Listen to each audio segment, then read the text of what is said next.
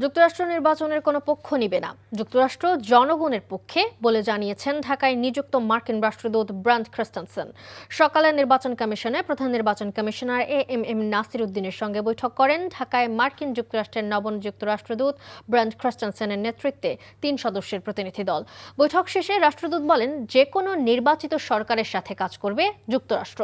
বলেন, সিসির মতো যুক্তরাষ্ট্র আশাবাদী উৎসবমুখর নির্বাচন নিয়ে। পরে ইসি সচিব জানান, ঢাকা, চট্টগ্রাম, খুলনা, সিলেটে অফিসিয়ালি কোনো পর্যবেক্ষক পাঠাবে না যুক্তরাষ্ট্র, কিন্তু দূতাবাস থেকে এই 4টি এলাকায় নিজ উদ্যোগে তারা নির্বাচন পর্যবেক্ষণ করবে। The United States government does not take sides in Bangladesh's elections. The outcome of the election is for the Bangladeshi people and only the Bangladeshi people to decide.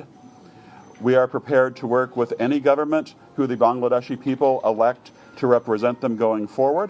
ওনারা বলেছেন যে এরকম 4টা জায়গায় ওনাদের দূতাবাস থেকে প্রতিনিধি দল যাবেন দেখার জন্য, এবং সেটার ব্যবস্থাটা কি, এবং ওনারা ইন্ডিপেন্ডেন্টলি যাবেন, ওরা অবজারভার হিসেবে না, বাট অবজারভারে যে আমাদের তালিকাভুক্ত অবজারভার সেটাতে না, ওনারা ওনাদের মতন যাবেন।